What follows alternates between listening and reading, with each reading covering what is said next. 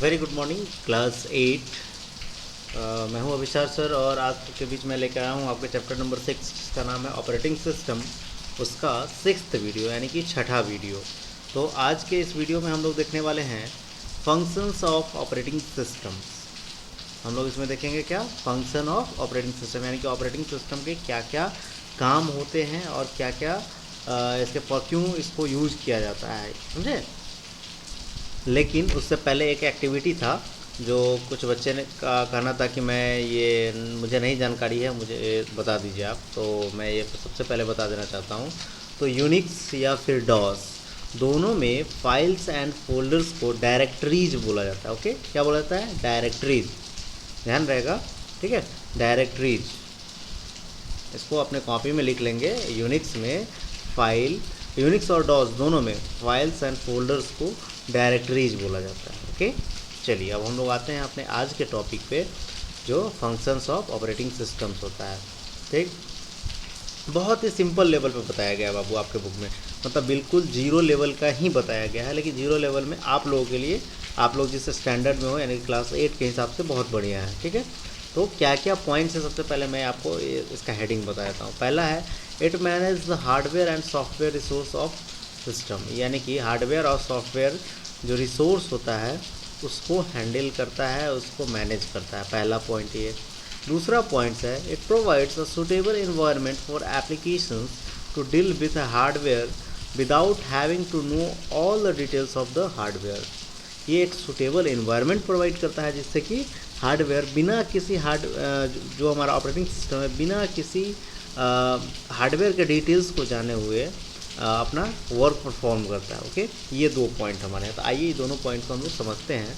सबसे पहले हम लोग समझते हैं it manage the hardware and software resource of a system. Okay, तो बाबू इसमें से सारे पॉइंट्स इंपॉर्टेंट ही हैं, लेकिन इसमें से कुछ कुछ पॉइंट्स जो काम के नहीं हैं ये आप लोग पॉइंट आउट कर लेंगे। मैं बता देता हूँ, ये दोनों पॉइंट को लिखना है। इसमें से कुछ पॉइंट्स आपको लगेगा कि नहीं ये काम का नहीं है, उसको छोड़ देना। ऐसा नहीं कि बस एक लाइन लिख लेना है फिर काम ख़त्म कर देना है, ऐसा इसमें बिल्कुल नहीं है। वैसे आप लोगों का बहुत अच्छा तरीका रहा है, मैंने देखा भी है कि आप लोग अच्छा नोट्स बना रहे हो, वेरी गुड है। इसके लिए मैं आप लोगों को वेरी गुड ही बोलूँगा।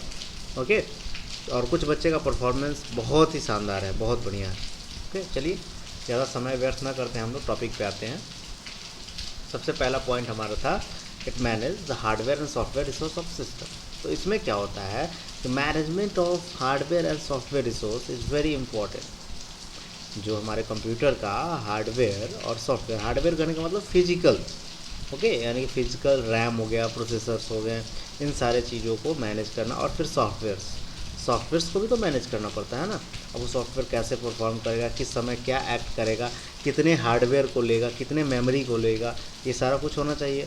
तो इसको मैनेज करना काफ़ी इम्पॉर्टेंट होता है। और इसका मैनेजमेंट अगर सही से हो पा रहा है किसी कंप्यूटर में तो वो कंप्यूटर सही तरीके से काम करता है। अगर थोड़ा भी मैनेजमेंट गड़बड़ाएगा तो फिर वो काम करना बंद कर देगा। इसीलिए बोला जाता है कि प्रॉपर जेन्युइन ऑपरेटिंग सिस्टम का ही यूज करना चाहिए। कुछ लोग क्या करते हैं कि कहीं दूसरे वेबसाइट से या फिर करप्टेड ओएस का यूज करना शुरू कर देते हैं जिसमें कुछ फाइल्स ही गायब रहते हैं। तो वैसे ओएस का हमें कोशिश करना चाहिए कि हम यूज़ ना करें। ओके, अब देखते हैं as various programs and input method complete for a maximum share of a central processing units and demand memory storage and input output bandwidth for their own purpose. अब यहाँ पे बात आती है कि जितने भी इनपुट मेथड्स हैं, इनपुट मेथड्स करने का मतलब जितने भी हम लोग मान लेते हैं इनपुट करने का मतलब कि डेटा कहीं से लेना। अभी जो इनपुट का ये नहीं होता है कि आप पेन ड्राइव लगा रहे हो, या फिर इनपुट का मतलब वो भी है, पेन ड्राइव भी लगाना है, पेन ड्राइव से डेटा लेना भी इनपुट है, ठीक है। लेकिन इनपुट हम वैसे डेटा को भी बोलेंगे जो हम लोग कीबोर्ड से देंगे या फिर नेट से उसको शेयर करेंगे, ये भी हमारे इनपुट ही होंगे, ठीक है। तो मैक्सिमम जो शेयरिंग होगा वो सेंट्रल प्रोसेसिंग यूनिट के थ्रू होना चाहिए, ठीक है। ये जो पूरा मेथड है वो सेंट्रल प्रोसेसिंग यूनिट यानी कि सीपीयू के द्वारा होना चाहिए। और कितने मेमोरी की ज़रूरत उसे है ये उसको बताना होगा। Memory it means RAM, not hard disk. अब आती है बात स्टोरेज की, तो स्टोरेज का मतलब हार्ड डिस्क यानी कि उसको स्टोर करने के लिए कितने स्पेस की ज़रूरत होगी। और इनपुट आउटपुट डिवाइसेस का बैंडविड्थ जो होता है, बैंडविड्थ करने का मतलब स्पीड होता है। मान लेते हैं कि अगर कीबोर्ड पे हम अभी कुछ टाइप करें और इसका आउटपुट हमें कुछ देर बाद मिले। जैसे कि अभी मैंने टाइप कर दिया कुछ ABC मैंने टाइप कर दिया, लेकिन इसका आउटपुट हमें 5 मिनट बाद मिले। तो क्या ये पॉसिबल है ऐसा कर पाना? बहुत ज़्यादा दिक्कत हो जाएगा, हमें टाइप कुछ और करना है, होते रहेगा कुछ और, ऐसे में दिक्कत हो जाएगा। तो बैंडविड्थ इसी को बोलते हैं कि किसी चीज़ के स्पीड को हम लोग बैंडविड्थ बोलते हैं। ओके, अगर आप लोग नेटवर्किंग सेक्टर में जाएंगे तो इंटरनेट के स्पीड को भी हम लोग बैंडविड्थ ही बोलते हैं। ओके, तो इनपुट आउटपुट का बैंडविड्थ होगा, यानी कि इनपुट आउटपुट का स्पीड जो होगा वो किस तरीके से, इसको भी मैनेज करना हमारे ऑपरेटिंग सिस्टम का ही काम होता है। ठीक है, अगले लाइन हम लोग देखते हैं। This is capacity of operating system plays the role of allocator making sure that, यहीं तक रखते हैं, इसके बाद समझाते हैं हमें। जो हमारे ऑपरेटिंग सिस्टम का जो कैपेसिटी होता है, ऑपरेटिंग सिस्टम का जो पूरा अगर कैपेसिटी को समझे या फिर उसका रोल समझे अगर हम अपने कंप्यूटर में, तो वो एक एज ए एलोकेटर का काम करता है, यानी कि एलोकेट करना। जैसे कि मैं आपको बता दूं कि आपको ये चीज़ लिखना है, तो मैंने क्या किया, आपको एलोकेट कर दिया। वैसे ही हमारा ऑपरेटिंग सिस्टम है, जितने भी हार्डवेयर्स हैं, जितने भी सॉफ्टवेयर्स हैं, उसको उसका काम एलोकेट करता है, यानी कि उसको बताता है कि तुमको ये काम करना है, तुमको ऐसे करना है। मतलब ऐसे नहीं बोलता है कि तुमको ये काम करना है, उसको इंस्ट्रक्शंस प्रोवाइड करता है। ओके, चलिए नेक्स्ट देखते हैं हम लोग।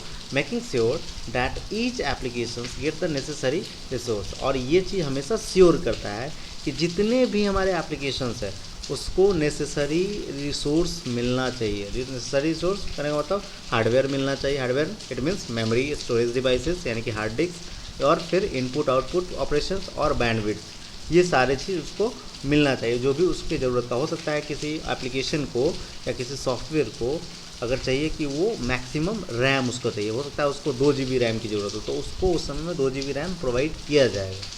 ये मैंने एग्जांपल के तौर पे मैं बता रहा हूँ, ऐसा ज़रूरी नहीं है कि उसको 2 GB ही चाहिए। ओके, लास्ट देखते हैं। It makes sure that the limited capacity of the system is used in the best possible manner of all the users and application.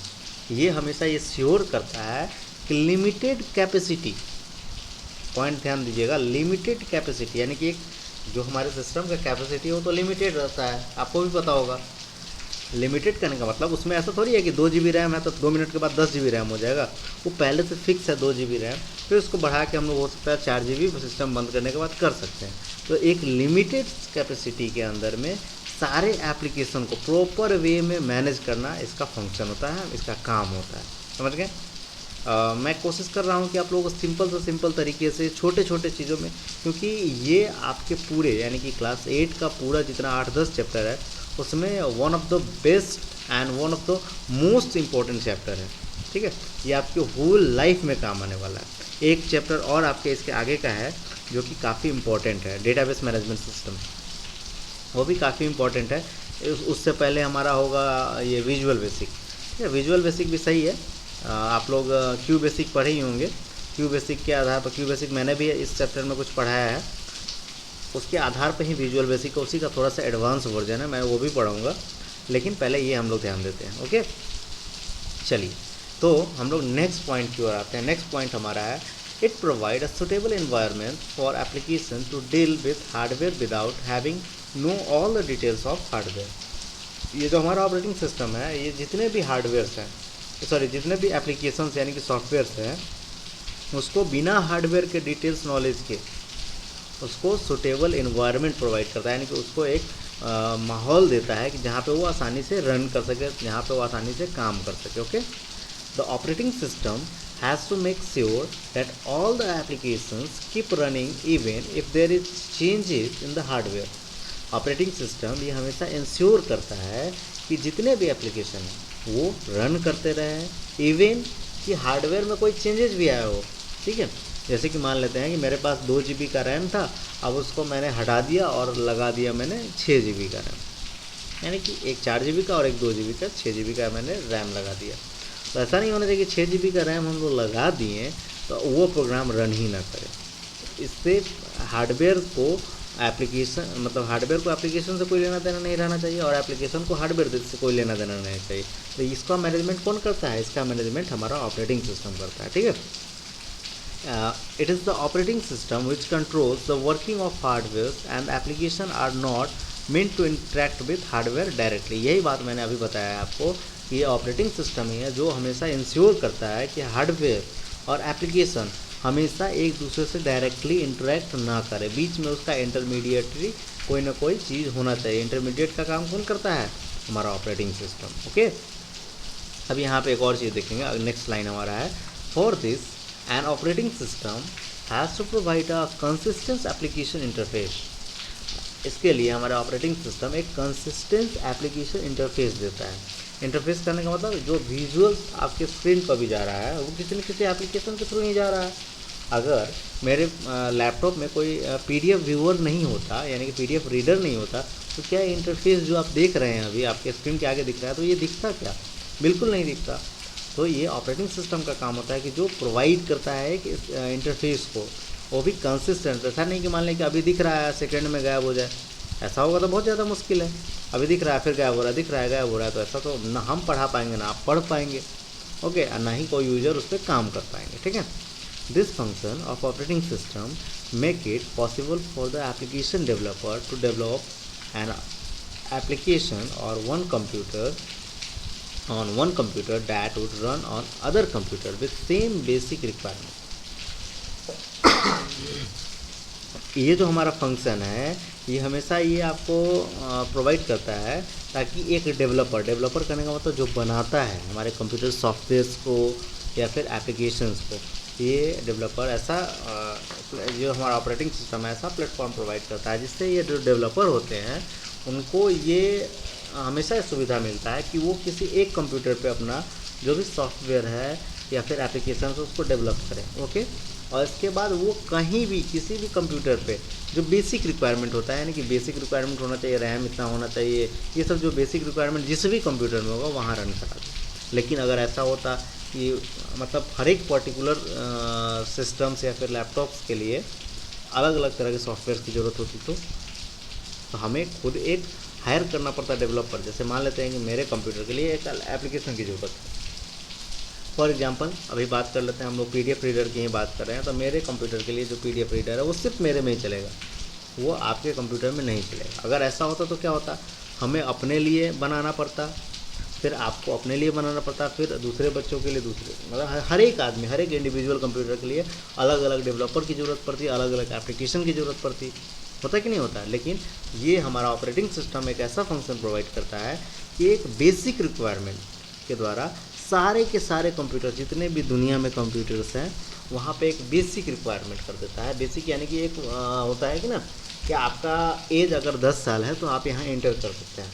ठीक है, तो कुछ इस तरह का एक क्राइटेरिया प्रोवाइड करता है कि अगर आपके पास 2 GB रैम हो, मिनिमम प्रोसेसर अगर आपके पास इंटेल पेंटियम वगैरह हो, इस सब के साथ अगर आपके पास है तो ये सॉफ्टवेयर आप में रन करेगा। तो वो कॉन्फ़िगरेशन यानी कि रैम और प्रोसेसर का जो कॉन्फ़िगरेशन है वो दुनिया में जितने भी कंप्यूटर्स में होंगे तो वो एप्लीकेशन वहाँ रन करेगा। ठीक है, उससे ऊपर वाले में रन करना एकदम है तय है, लेकिन उससे नीचे वाले में रन नहीं करेगा। इसके बारे में मैंने थोड़ा आई थिंक आपको तो नहीं, लेकिन क्लास 7 वाले को मैंने बताया था एक्सटेंशंस के बारे में। ठीक है, एक्सटेंशन क्या होता है, पहले वाले को तो सपोर्ट नहीं करता है लेकिन उसके बाद जितना है वो सबको सपोर्ट करता है। ओके, तो इस जो हमारा 2 ही टॉपिक आज हम लोग कवर किए हैं, फंक्शन ऑफ ऑपरेटिंग सिस्टम, ये बहुत ही छोटा टॉपिक था लेकिन काफ़ी इंपॉर्टेंट है। ये समझना काफ़ी ज़रूरी है कि आखिर हमारा ऑपरेटिंग सिस्टम का रोल क्या है, क्यों यूज करते हैं हम लोग ऑपरेटिंग सिस्टम, क्या बिना ऑपरेटिंग सिस्टम के हम लोग काम कर सकते हैं या नहीं कर सकते हैं। तो आपको ये इतना पढ़ने के बाद समझ में आया होगा कि without operating system our computer is nothing. हमारा कंप्यूटर एक डब्बे के समान हो जाएगा। अगर ऑपरेटिंग सिस्टम ना हो तो हम बिल्कुल कंप्यूटर को यूज़ नहीं कर पाएंगे। हम करना चाहेंगे कुछ और, होगा कुछ और। ठीक है, तो इस टॉपिक को हम लोग ज़्यादा लंबा नहीं करेंगे, छोटा सा टॉपिक है, इसमें से आप लोग लगभग सारे पॉइंट ज़रूरी है। 1-2 पॉइंट अगर छोड़ दिया जाए, बहुत मैक्सिमम अगर कोशिश किया जाए तो 1-2 पॉइंट छोड़ा जा सकता है, बाकी पूरे पॉइंट एकदम नेसेसरी है और इम्पॉर्टेंट हैं ही। तो इसको आप लोग लिख लेंगे, ये आपके एग्ज़ाम में क्वेश्चन आ सकता है। ये कम से कम 5 नंबर का क्वेश्चन आपका आएगा, need function of operating system. अब अगला जो हमारा है वो नीड ऑफ ऑपरेटिंग सिस्टम है, जिसको हम लोग अगले क्लास में कवर करेंगे। ये भी काफ़ी इम्पॉर्टेंट चैप्टर टॉपिक है। तो ये टॉपिक और दोनों में थोड़ा थोड़ा मतलब आप लोगों को लग रहा होगा कि दोनों तो बात बराबर है, नीड ऑफ ऑपरेटिंग सिस्टम और फंक्शन ऑफ ऑपरेटिंग सिस्टम, यानी कि ऑपरेटिंग सिस्टम का काम क्या क्या है और हमें ऑपरेटिंग सिस्टम की ज़रूरत क्यों है। नीड का मतलब ज़रूरत, ठीक है। तो ज़रूरत अब क्यों है इसके बारे में हम लोग कल देखेंगे, जिसमें बेसिक कुछ कुछ होता है, मैं थोड़ा थोड़ा बताता हूँ। Resource allocation, monitoring activities, managing disk and files, ये सारे कुछ इसके बेसिक फंक्शंस होते हैं। ओके, इन सब चीज़ों के बारे में हम लोग अगले क्लास में मैनेज करेंगे, देखेंगे। और कुछ एक्टिविटी वगैरह भी है, उसके बारे में भी हम लोग डिस्कस करेंगे। आई थिंक ये नेक्स्ट क्लास तक हम लोग कोशिश करेंगे, नेक्स्ट या नेक्स्ट क्लास में हम लोग इसको कवर करने की कोशिश करेंगे कि नेक्स्ट क्लास में इसको कवर करें, ख़त्म करें, और अगले क्लास में हम लोग इसका क्वेश्चन आंसर वगैरह ये सब सारा चीज़ करेंगे। ओके, तो इस वीडियो में इतना ही, मिलते हैं हम लोग अगले वीडियो में। Okay, thank you.